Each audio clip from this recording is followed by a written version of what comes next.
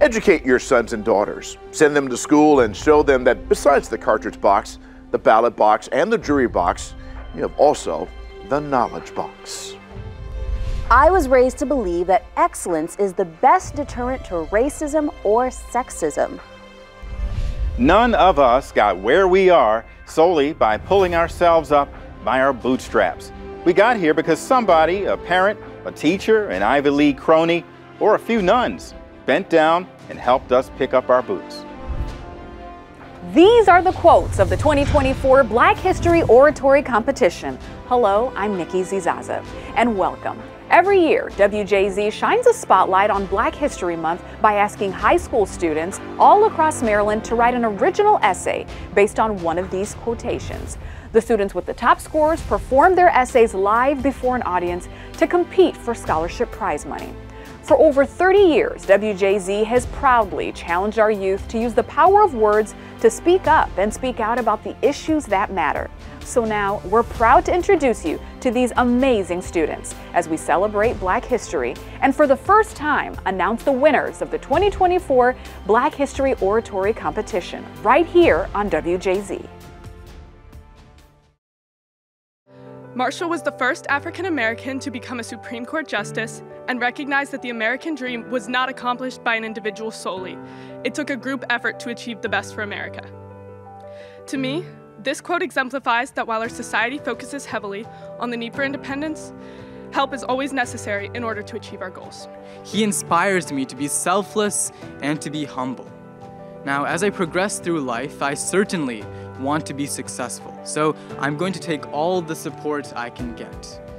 But at the same time, I'm going to bring others with me.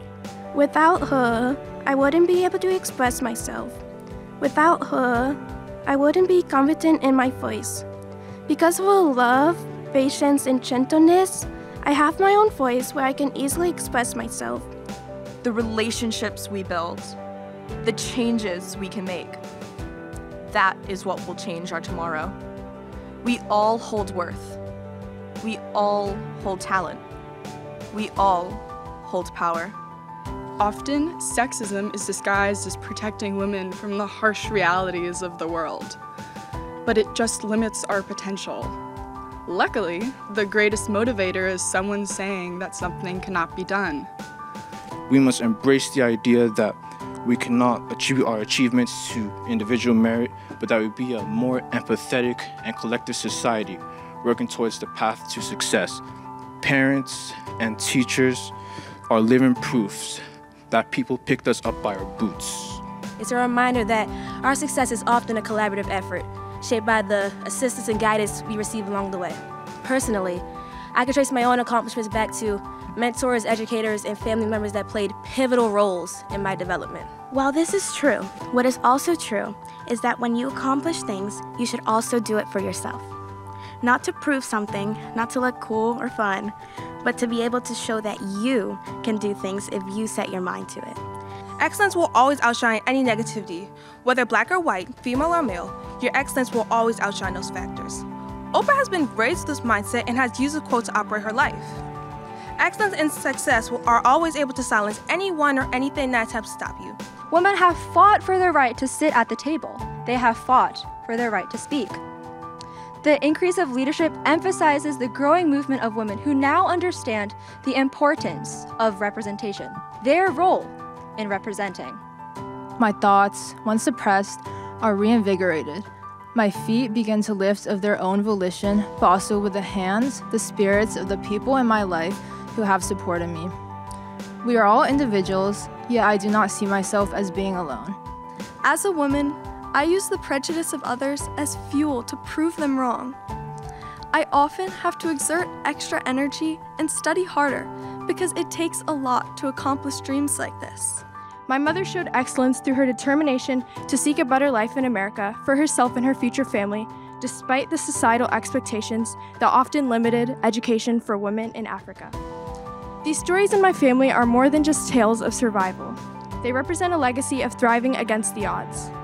My journey is far from over, but education has equipped me with the compass to chart my course. it's not just about the grades or achievements, but about the resilience, adaptability, and understanding it fosters.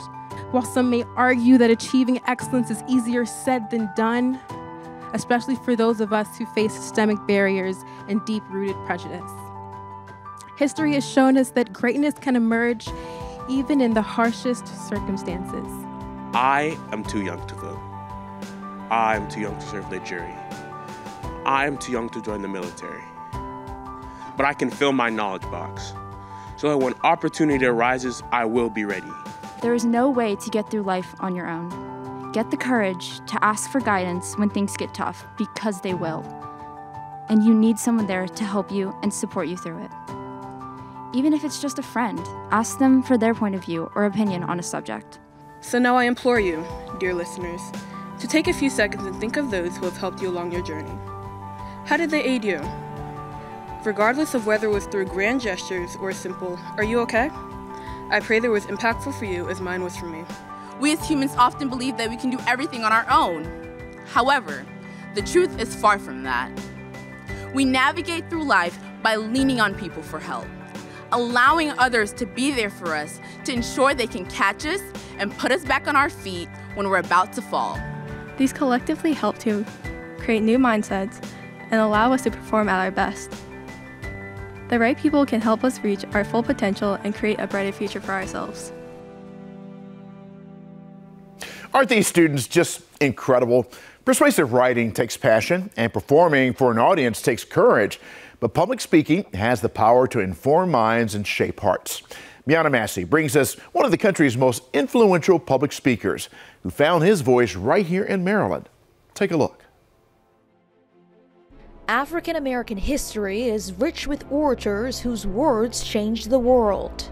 But perhaps no one is more relevant to this tradition than Frederick Douglass, whose presence at the podium helped change the national conversation about slavery. When we think of the name of Frederick Augustus Bailey Douglass, we really have a captive individual who is swathed in this lovely regalia of the 19th century. But he understood that his image was also matched with his words. Born into slavery on a plantation on the Eastern Shore, Douglass learned the alphabet at age 12 from the wife of his Baltimore slaveholder, who swiftly brought lessons to a halt. Determined to read and write, Douglass learned any way he could, by copying signs at the shipyard where he worked, even by challenging white children in his neighborhood to outspell him. So using other children, he learns to read.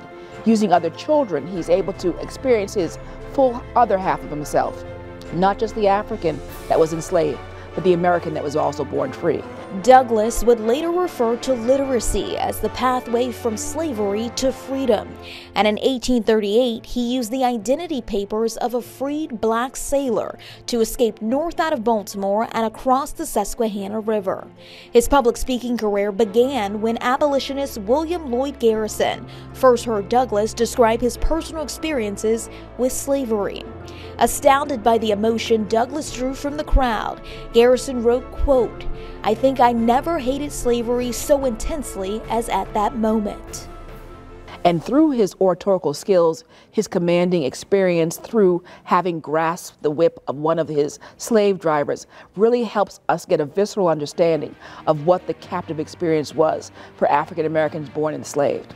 Garrison asked Douglass to travel the world as an anti-slavery lecturer, and Douglass spoke boldly, often risking his own safety to do so. I am yet a slave, yet for the sake of the cause, for the sake of humanity, I will mention the names, and glory in running the risk.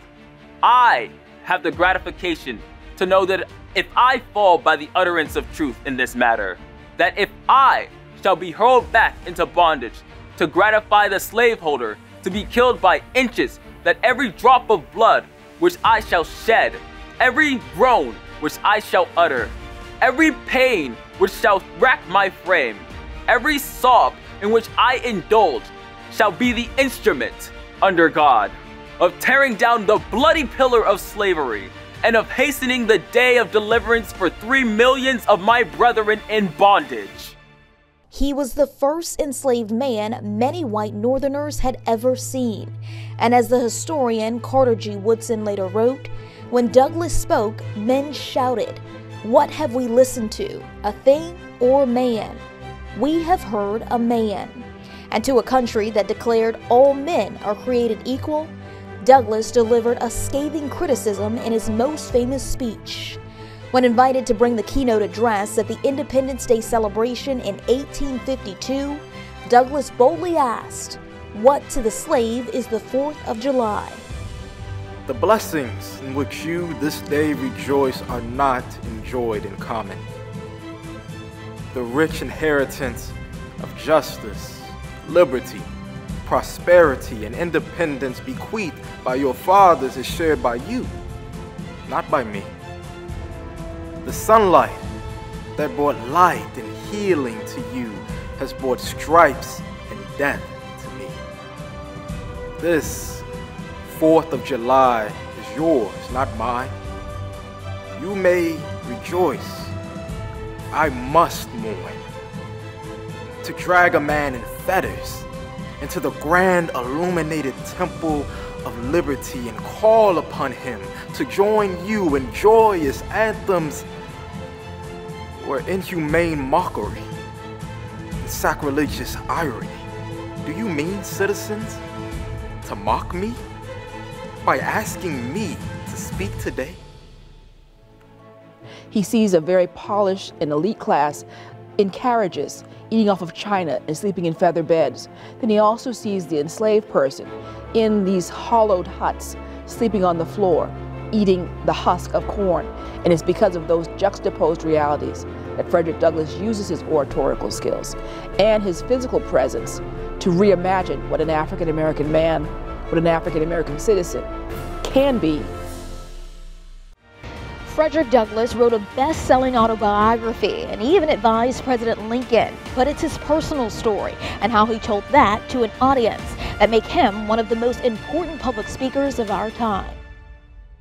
And WJZ is proud to bring the tradition of oratory to our young people today. Before we take a break, it's time to announce the 3rd place winner. And the 3rd place winner receives $250 from WJZ and $1,000 courtesy of Walmart. So let's go back to Nikki Zizaza at Morgan State University. Thanks, Sina. And the 3rd place winner of the 2024 WJZ Black History Oratory Competition is Sharon Bala. Let's go to his speech right now. Self-made. For most people, those 2 words evoke a sense of intense respect and awe. But is anyone truly self-made? America's first African-American Supreme Court Justice, Thurgood Marshall, so eloquently stated that none of us got where we are solely by pulling ourselves up by our bootstraps. We got here because somebody, a parent, a teacher, an Ivy League crony, or just a few nuns, bent down and helped us pick up our boots. Marshall's wise words disprove the idea of an absolutely self-made person. Every successful individual had a mentor, a pillar of support, and a source of inspiration. Yet, so many of us fall into this trap where we reject support and buy the idea of individualistic success. But let's imagine for a second that life is a towering wall. On one side, the grass is green. This is the world of success and satisfaction. On the other side, it's far bleaker. This is the world of dissatisfaction and adversity. Now, how can we climb over the wall and enter the land of success? By ourselves, we can only reach up so high. Attempting to scale the entire wall would be a futile effort. The only way we can get over it is by standing on the backs of others and using their support. Now, this is where humility becomes extremely important. Take the help of those who want you to succeed, because if you don't, you'll never reach the other side. Now, say you've opened yourself up and allowed others to help you over the wall into the land of success. You're happy, you're satisfied, and you've accomplished your wildest goals. So what now? Now you give back. Because part of humility is realizing that not only do you need others' help to succeed, but others need your help too. So once you've made it, throw a ladder over and help those who don't have a person to support them like you did. Black History Month celebrates the incredible contributions made by America's Black community, a community that has unfortunately long faced the crippling impacts of racism and oppression. To me, selflessness means being an ally to the Black community and other communities that have faced systemic oppression. It's important to understand that we live in a world of haves and have-nots. Not everyone has the privilege of a support system. So to me, Marshall's quote means to be somebody else's ladder. He inspires me to be selfless and to be humble. Now, as I progress through life, I certainly want to be successful, so I'm going to take all the support I can get. But at the same time, I'm going to bring others with me. Thank you so much for this opportunity once again, and good luck to my fellow competitors. You're watching the WJZ Black History Oratory Competition Special, brought to you by Morgan State University. Growing the future, leading the world.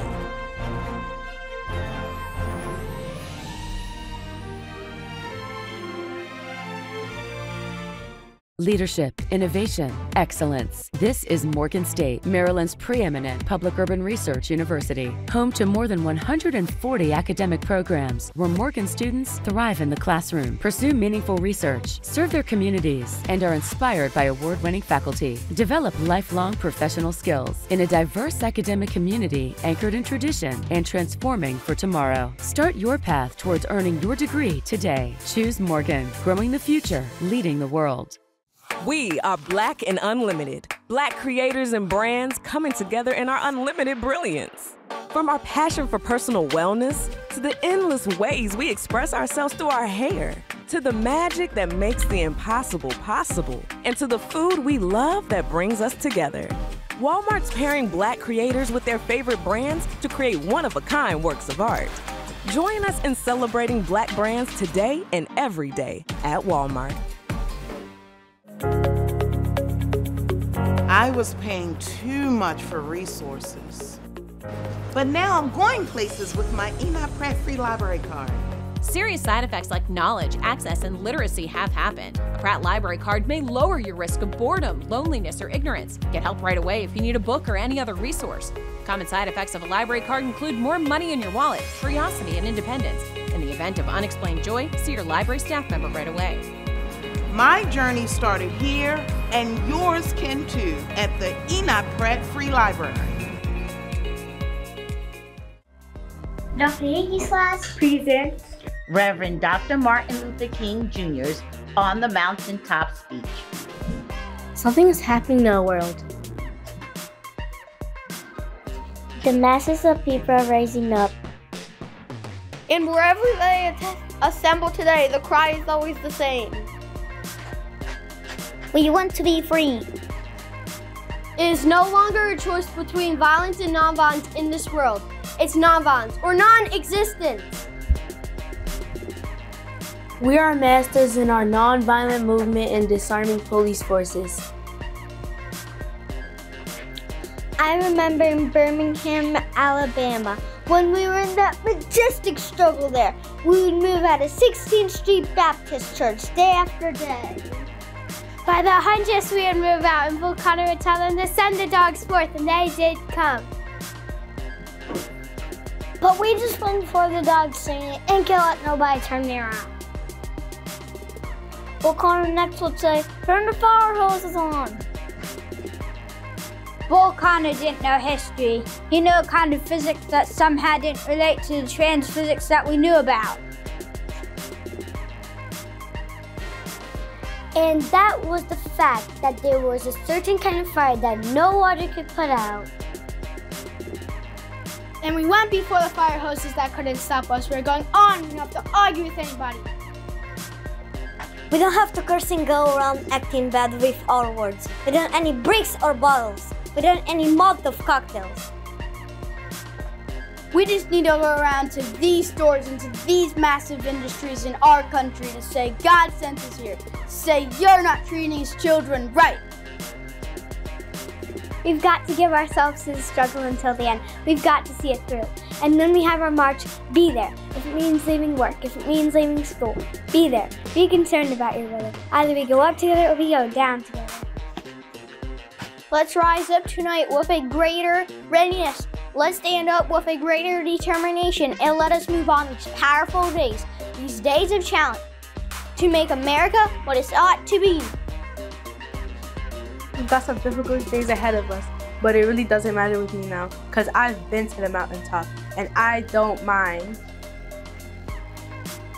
Like anybody, I would like to live a long life. Longevity has its place, but I'm not concerned about that now.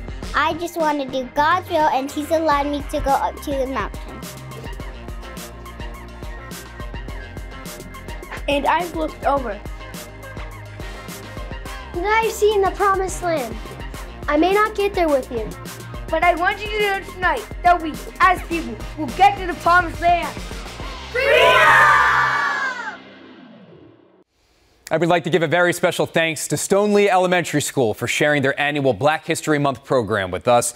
I think I saw some future oratory competitors in there. And coming up, we're going to be announcing our second place winner. But first, we'd like to take a moment to thank the judges who read hundreds of essays, and they do so every year and have the daunting task, it's not easy, of choosing the top 3 winners.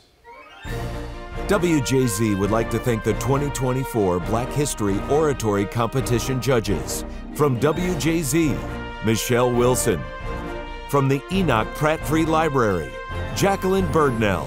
And from Morgan State University, Dr. Denise Jarrett and Jennifer Umezinwa. Thank you.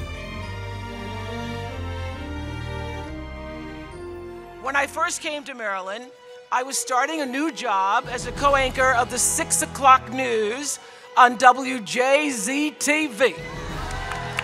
In Maryland, I found myself. Maryland is full to the brim with opportunity. It was back then, it is now.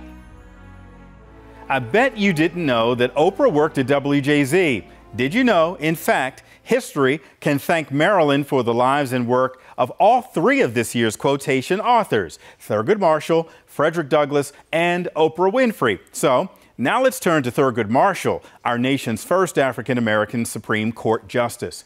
Janae Reese tells us how growing up in Baltimore challenged Marshall to one day challenge injustice. Before he served in the highest court in the land, and before he won the landmark case that brought an end to segregation in public schools, Thurgood Marshall was just a boy in this segregated elementary school right here in Baltimore. He never forgot his native roots in Baltimore, those segregated schools and that segregated neighborhood.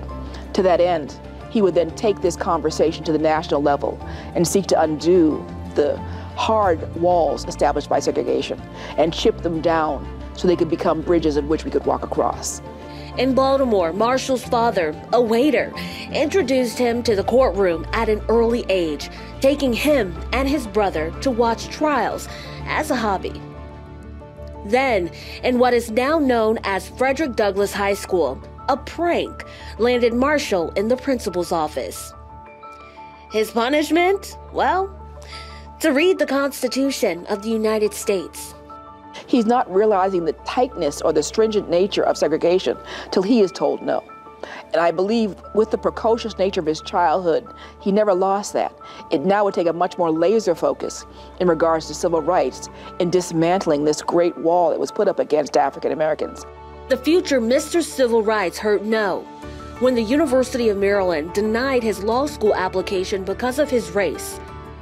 So Marshall chose Howard University, where the dean inspired him not only to make a living as a lawyer, but to fulfill a calling. Charles Hamilton Houston, who really galvanized all of his students in that law class at Howard in the 40s to really think about civil rights and taking apart that jungle gym that caused a bifurcated society. 5 years after his own denial, Marshall sued the University of Maryland on behalf of another black student and won.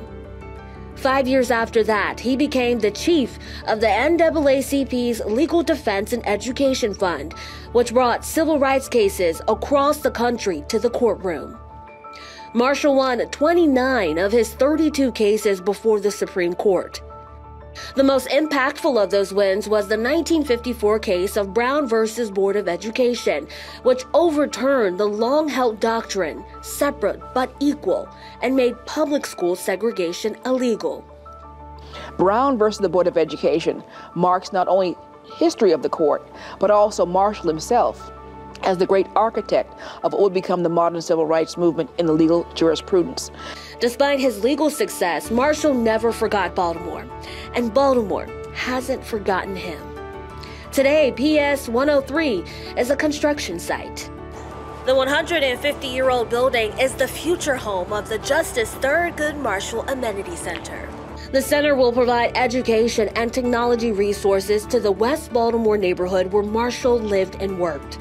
The life Thurgood Marshall found right here in Baltimore helped shape the man who would help shape our nation into a country ever striving for equality and justice for all. And now it's time to find out who is the second place winner of this year's Black History Oratory Competition. The second place winner receives $500 from WJZ and $1,500 courtesy of Walmart. So let's head back to Nikki. Okay, here we go. The second place winner is Amelie Cook. Once again, here's her winning speech. That look that we get when we walk into a room and stick out like a sore thumb. That look that we get when we say something smart or correct of disdain mixed with surprise. That look that we get when we defend ourselves. That look is normally accompanied by the words, "Don't be so dramatic." But we're not being dramatic. Racism and sexism is an inability to see others as equals because of skin color or gender. They're used to keep white men feeling superior. They tell women, "You will never be capable." People of color, "You will always be below us." It's used to keep people down. Oprah Winfrey said, "I was raised to believe that excellence is the best deterrent for racism or sexism." I believe this to be true. People can deny something all they want, but seeing is believing. Often, sexism is disguised as protecting women from the harsh realities of the world, but it just limits our potential. Luckily, the greatest motivator is someone saying that something cannot be done. My mom was told by her high school guidance counselor that she could not be an architect because she wasn't good enough at math. 7 years later, with a master's degree in architecture, she sent him a copy of her first paycheck. The guidance counselor sparked a fire in my mother that still burns every time she's called sweetie by a contractor or mistaken as her boss's wife. Surya Bonali, a French Olympic figure skater, joined the white-dominated sport in the 80s. She was seen as not thin enough, not graceful enough, and although no one said it out loud, not white enough. She decided that if she couldn't join him, she'd beat him. She became the first and only person ever to do a backflip on ice and land on one blade. The Barbie movie. Now, I wasn't expecting much cinematically speaking, but it's a feminist masterpiece. Yes, Barbie, who inspires eating disorders across America. Isn't she just great? Matter of fact, she is. Barbie is more than what she appears. She struggles but is poised. She hurts but she keeps it together. She is disrespected but she fights back.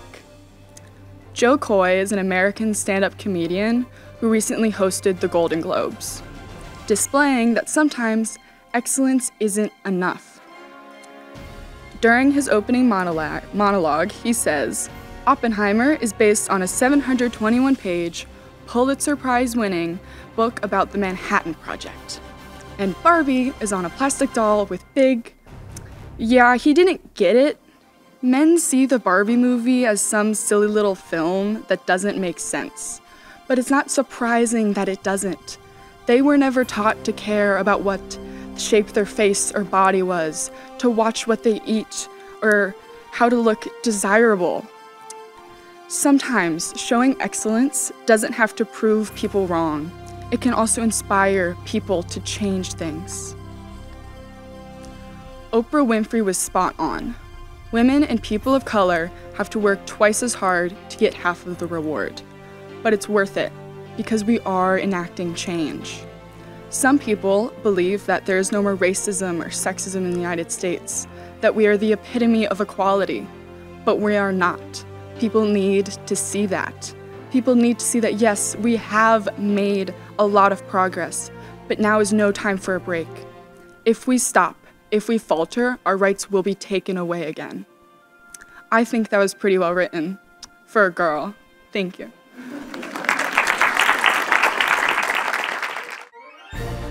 You're watching the WJZ Black History Oratory Competition Special, brought to you by Walmart.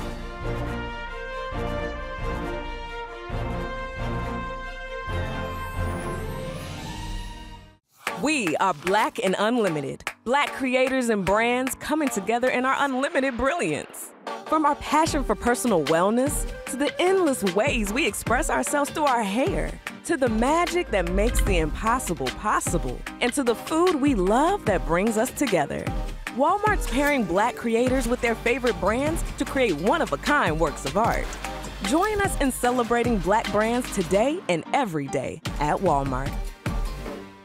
Leadership, innovation, excellence. This is Morgan State, Maryland's preeminent public urban research university, home to more than 140 academic programs where Morgan students thrive in the classroom, pursue meaningful research, serve their communities, and are inspired by award-winning faculty. Develop lifelong professional skills in a diverse academic community anchored in tradition and transforming for tomorrow. Start your path towards earning your degree today. Choose Morgan, growing the future, leading the world.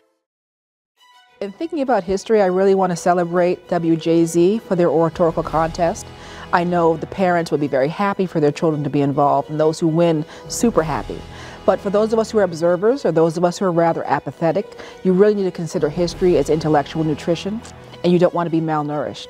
In the age in which we have fake news and deep fakes and other ways in which we interpret history through TikTok or any other kind of social medium, the medium is not the problem, it's the source. And history provides a great source for us. We have monuments, we have books, we have libraries, we have archives, we have the lived experience of people who are older than you that you should engage and learn about the past. It sounds boring and tired. It's not. It's intellectual nutrition. So Brussels sprouts just as well as a brownie, carrots just as much as carrot cake. All of these things help you have a balanced view of who you are, where we've come from, and where we need to go. So I encourage everyone, if you haven't entered the oratorical contest for 2024, that's okay. There's 2025. You need to consider entering and expand your horizons beyond you, your screen, and your posse, and really take a look at history. Maryland is very rich, very deep, and very inclusive. Thank you, WJZ, for what you do. If you're looking for some of history's biggest trailblazers, you really don't have to look far. Stefan Dingle takes us to the Reginald F. Lewis Museum of Maryland African American History and Culture to find out more. Baltimore native Reginald F. Lewis established the first African American law firm on Wall Street and became the first African American to build a billion-dollar company. He's just one of the many pioneering African Americans from Maryland who paved the way in the worlds of business, sports, science, and more. Almost 70 years before the Civil War, Baltimore County-born Benjamin Banneker helped Andrew Ellicott survey the boundaries of the future Washington, D.C. Undoubtedly a genius, Banneker charted the tides and even predicted a solar eclipse. Once, to satisfy his own curiosity, Banneker built a pendulum clock completely out of wood that kept time for decades. Where we find his voice is in his actions, the creation of the clock that he made without having ever seen one, and the idea of using science and astronomy. So, unlike presenting speeches or doing things in a magnificent oral way, he uses science and his creations to speak to other aspects of humanity. And Banneker used his scientific achievements to speak to the humanity of all Africans in a letter to Thomas Jefferson.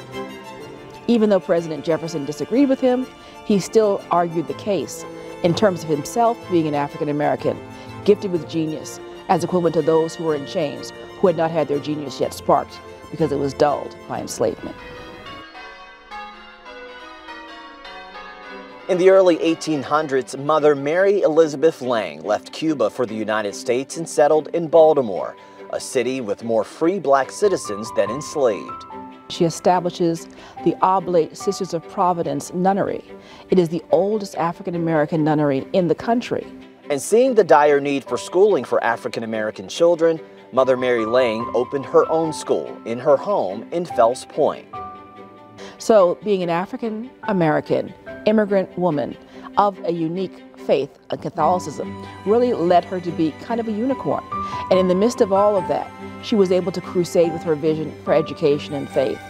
That's a remarkable legacy to leave and a remarkable legacy to uphold. Today, a school named in her honor continues that legacy, and many have since lobbied for her to become a saint. Before Muhammad Ali, there was Joe Gans. Considered the greatest lightweight boxer of all time, Gans shucked oysters before boxing paid the bills, and despite being forced to throw some matches to white opponents, he became the first African-American world boxing champion in 1902. Known as the Old Master, he was one of the first professional boxers to use strategy to win by studying the movements of his opponents. At age 3, he played drums on pots and pans. At age 11, William Henry Chick Webb worked a paper route to save enough money to buy his first real set.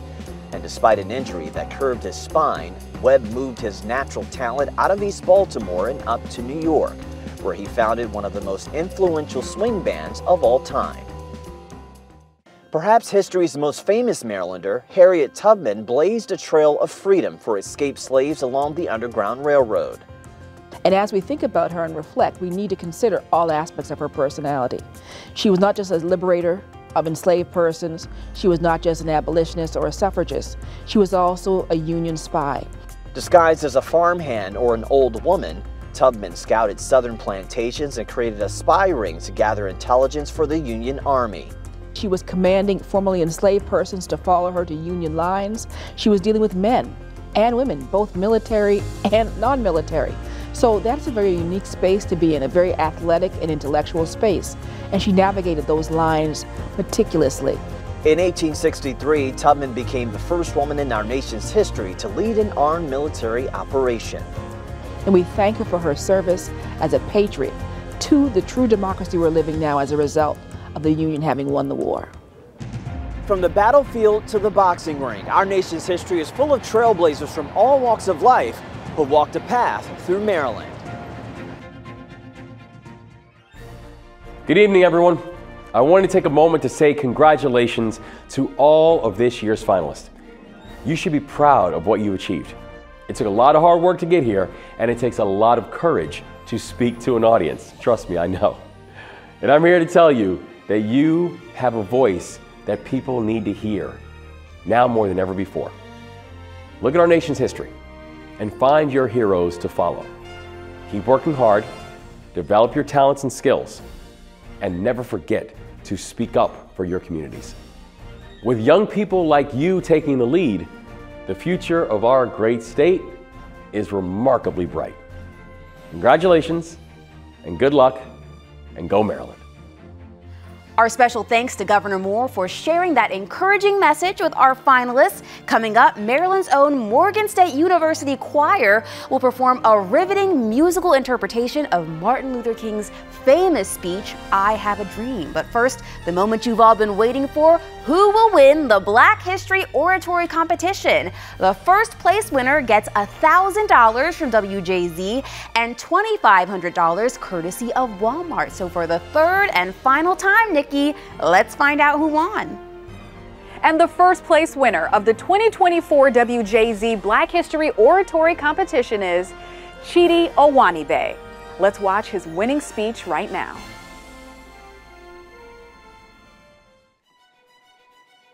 I am fortunate. I am fortunate that my grandparents are still alive and can share their stories.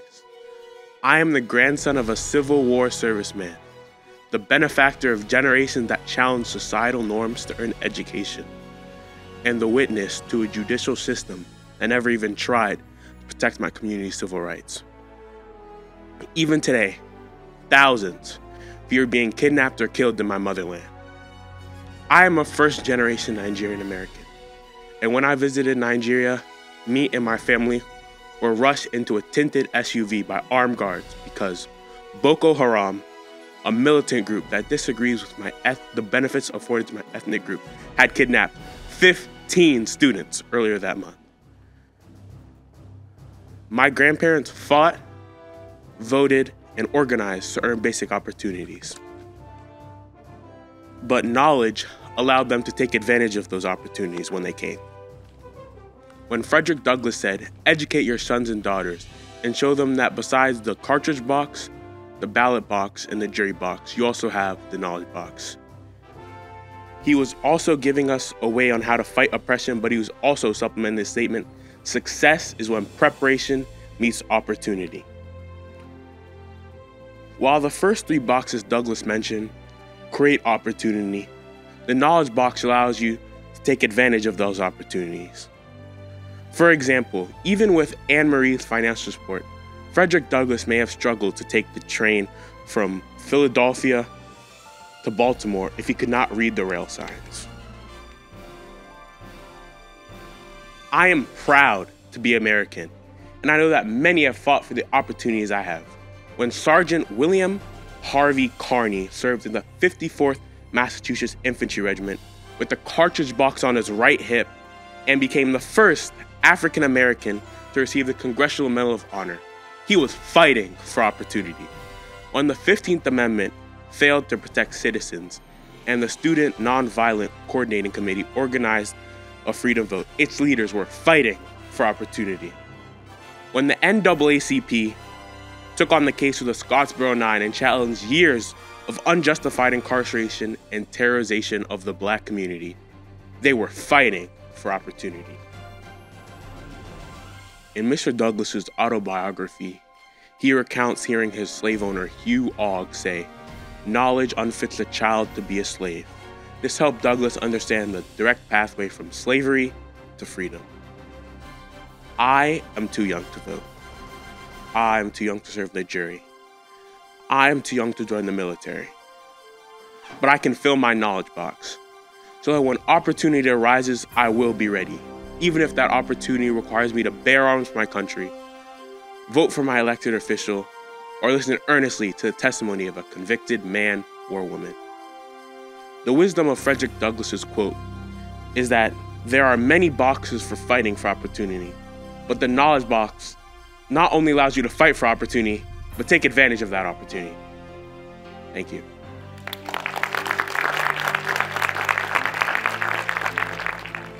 Congratulations, Chidi. What a terrific performance. WJZ would like to say thank you to the students, parents, teachers, and principals who made this year's competition a reality. And students, remember that with education and passion, you can make a difference. With young people like these, the future is bright. Now let's send it back to Vic Carter in the studio. I think you'll agree that we have seen some amazing performances tonight, and we'll conclude the evening with a very special musical performance. On August 28, 1963, over 250,000 people gathered at the National Mall during the March on Washington for Jobs and Freedom. On that day, the Reverend Dr. Martin Luther King Jr. delivered one of the most important speeches in our nation's history. So tonight, the prestigious Morgan State University Choir Singers, led by Dr. Eric Conway, will perform Charles Dickerson's musical tribute, "I Have a Dream."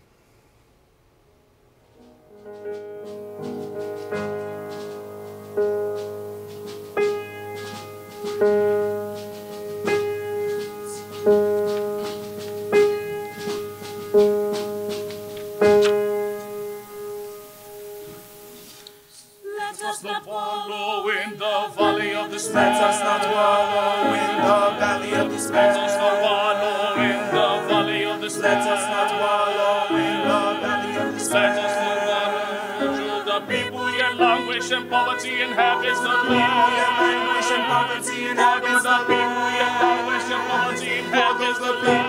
Languish in poverty and have is not there. The promise of life and liberty is not the next promise of life and liberty. And the next promise of life and liberty is not the next promise of life and liberty has not extended to all. And though we face great difficulties, today as we face difficulties, today as we face tomorrow, I say to you, I have a dream, a dream, a dream, a dream,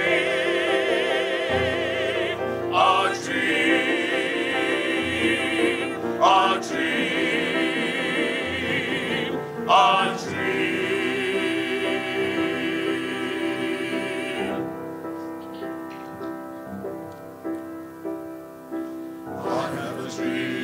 A dream that one day this nation will rise up and live the meaning of its creed. That all men are created equal. That all men are created equal. I have a dream.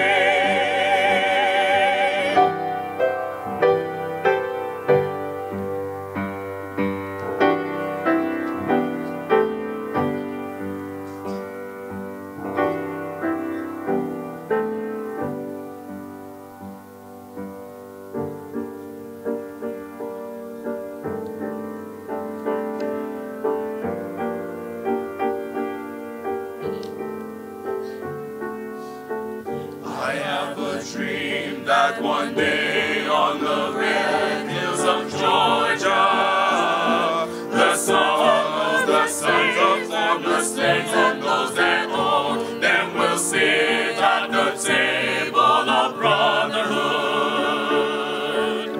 I have a dream. I have a dream that one day even the state of Mississippi, sweltering under the heat of injustice and oppression, transform, transform, transform, transform, an oasis of freedom and justice.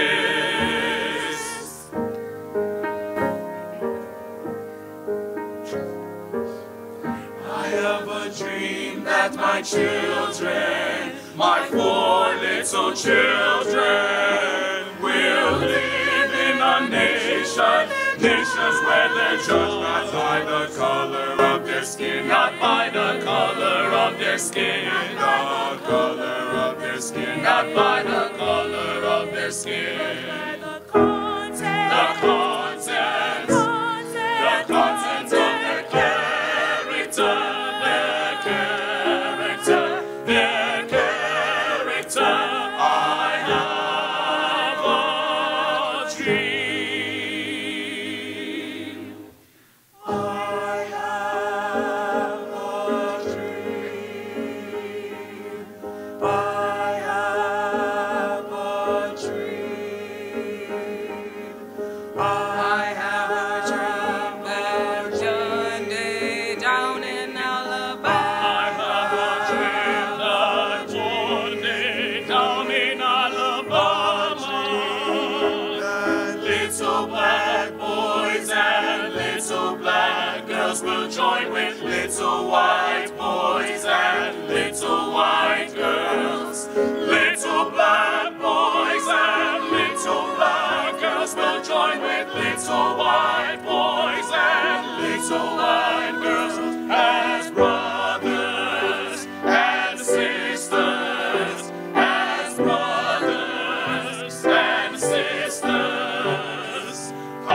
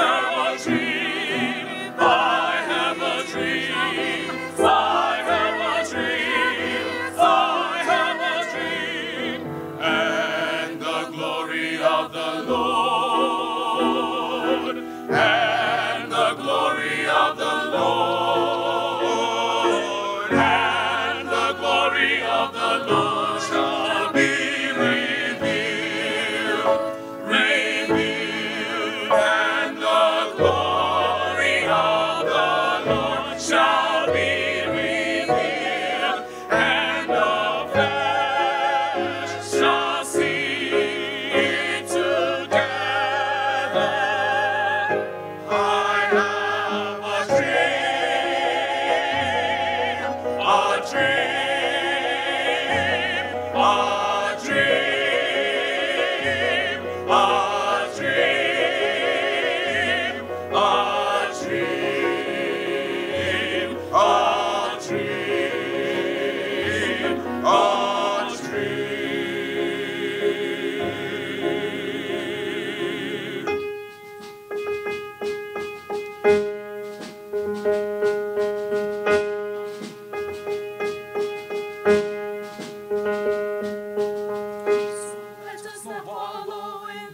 So let us not wallow in the valley of despair. Wallow in the valley of despair. Let us not wallow in the valley of despair. I say to you,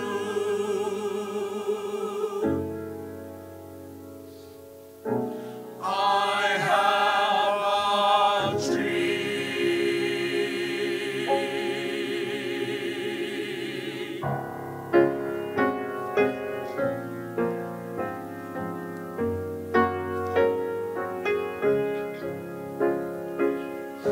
This is our hope.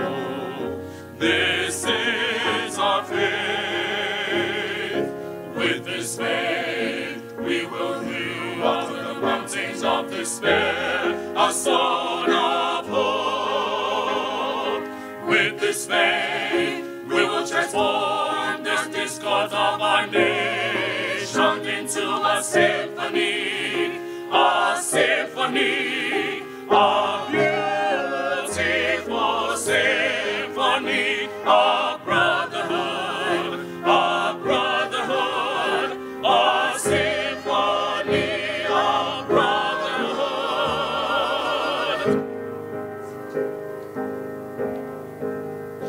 And with this faith, we will work together. With this faith, we will work together. With this faith, we will pray together, pray together, struggle together, struggle together, go to jail together, go to jail together, knowing that one day we will be free, and this will be the day. This will be the day when God's children will sing with new meaning. My country is of thee, sweet land of liberty, of thee I sing, of thee I sing. Land where my fathers died, land of the pilgrim's pride, from every mountainside, let freedom ring. So let freedom ring from the hilltops of New Hampshire. Let freedom ring from the mountains of New York. Let it ring from the heights of Pennsylvania and the Kurdish slopes of California. Let freedom ring from Stone Mountain, Georgia, and the Lookout Mountain, Tennessee. Let freedom ring from Mississippi, from every mountainside. Let freedom ring.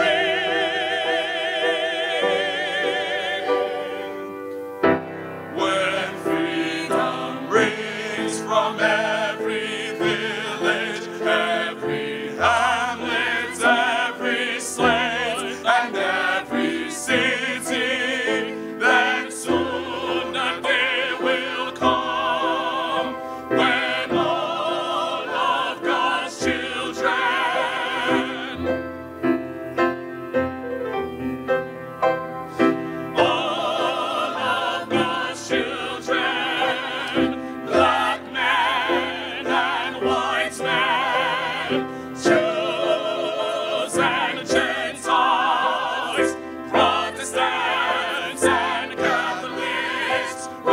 join hands and sing.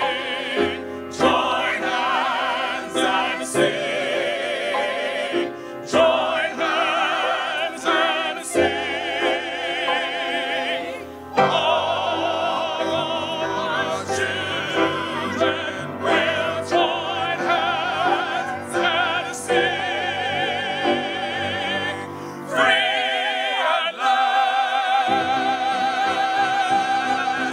Free at last. Thank God Almighty will